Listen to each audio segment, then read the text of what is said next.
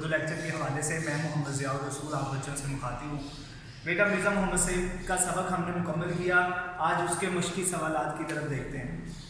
सबसे पहले मुख्तसर सवालात हैं बेटा, इस सबक के जो सवालात हैं वो बड़े ही अहमियत रखते हैं बोर्ड के पेपर में, तो आपने इसको अच्छे तरीके से याद करना है। पहला सवाल है, मिर्ज़ा मोहम्मद सईद किस लिए लिखते थे? मिर्ज़ा मोहम्मद सईद ज़ाती तस्कीन के लिए लिखते थे, काम करते थे इसलिए कि उन्हें काम करना होता था।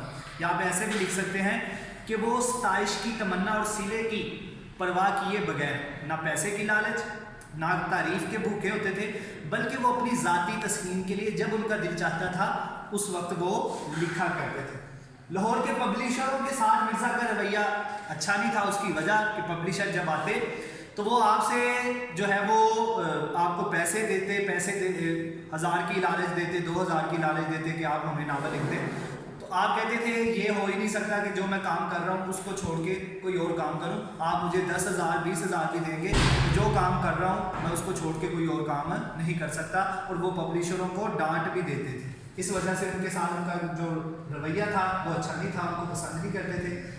मिर्ज़ा साहब की मारकतुल आरा किताब यानी शोहरत आफाक जिसकी बड़ी शोहरत हो, उसका मर्तबा बताना है और नाम बताना है। नाम है मजहब और बातनियत, ये किताब का नाम है। अब इसका मर्तबा क्या है?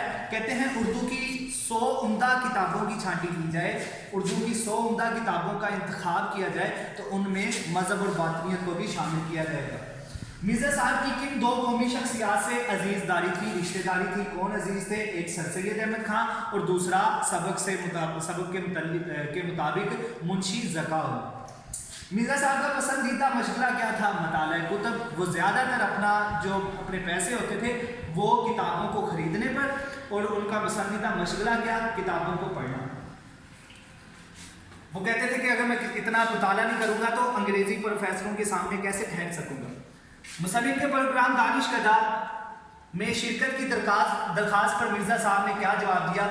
आपने फरमाया कि आदमी शोहरत के लिए काम करता है या दौलत के लिए? ना तो मुझे शोहरत चाहिए ना मुझे दौलत चाहिए। तो ये आपका जवाब था। किस कॉलेज में आपने मिर्ज़ा साहब ने तदरीस के फ़राइज़ सर अंजाम दिए? पढ़ाते रहे, आप दरस व तदरीस करते रहे। 2 साल आपने अलीगढ़ में पढ़ाया और फिर आप गवर्नमेंट कॉलेज लाहौर में भी अंग्रेज़ी के प्रोफेसर रहे। मिर्ज़ा साहब का हुलिया सबक के मुताबिक अखरा ढील, उजला रंग, कुशादा पेशानी, घनी भवों के साए में बड़ी बड़ी रोशन 2 आंखें, रुखसारों की हड्डियां जो थी उभरी हुई, कुतरमा मूंछे, हंसते तो सामने के 2-4 दांत टूटे हुए नजर आते थे मगर बुरे ना लगते, दाढ़ी मुड़ी हुई थी, बड़े दान पान के आदमी थे। मिर्ज़ा साहब के दोनों नावलों के नाम, एक का नाम था यास्मीन और दूसरे का नाम था ख्वाबे हस्ती। अच्छा, पतरस बुखारी से मिर्ज़ा साहब का जो ताल्लुक़ था वो कहते हैं कि अपने लफ्ज़ों में बयान करना है। तो पतरस ने मिर्ज़ा साहब से इक़्तिसादे इल्म किया यानी इल्म हासिल किया। बाद में आप पतरस भी अंग्रेज़ी के प्रोफेसर हो गए थे, लेकिन अपनी गैर मामूली जहानत और काबिलियत के बावजूद मिर्ज़ा साहब की इल्मियत के आगे वो अपने आप को हीच समझते थे, कमतर समझते थे। आलिम की मौत आलम की मौत, वजाहत उन्होंने कहा करें। तो आलिम की मौत बेटा पूरे आलम की मौत होती है, यानी पूरे अहद की मौत होती है। एक आलिम के जाने से पूरा अहद, पूरा ज़माना मुतासर होता है, क्योंकि उसने सब लोगों को इल्म की दौलत से मालामाल करना होता है। जब वही चला जाए तो पूरे आलम, पूरी दुनिया, पूरा अहद जो है वो उससे मुतासर होता है। अच्छा, इसके अलावा एक और अहम सवाल बेटा, आपको पता है कि आपके हिस्सा मरूज़ी में इराब भी शामिल है। पेपर में आपसे अल्फाज दिए जाएंगे, दुरुस्त तलफ़्फ़ुज़ उसकी निशानदेही करें, तो इस लिहाज से आपने इराब का भी खुसूसी तौर पे ख्याल रखना है।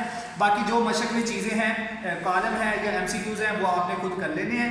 अगर समझ ना आए तो आप बेटा आपने पूछ लेना है। मुतमव्विल यानी अमीर खानदान के चश्म चिराग को कहा जाता है। साकिन हो जाना, रुक जाना। शियार शेवा, मुबाह से बहसो तकरार करना। इर्तिहाल रहलत फरमा जाना। मुतबस्सिम मुस्कुराना। कुदरी इसरार करना, कोशिश। रशा कपकपाना, जब जो है वो काम करना इंसान छोड़ जाता है, हाथों में जान नहीं रहती, तो उस बीमारी को कहा जाता है। तो ये था बेटा आज का हमारा लेक्चर। इसको अच्छे तरीके से आपने याद भी करना है और अपनी कॉपियों पे इसको लिखना भी है। अगले लेक्चर तक के लिए अल्लाह हाफ़िज़।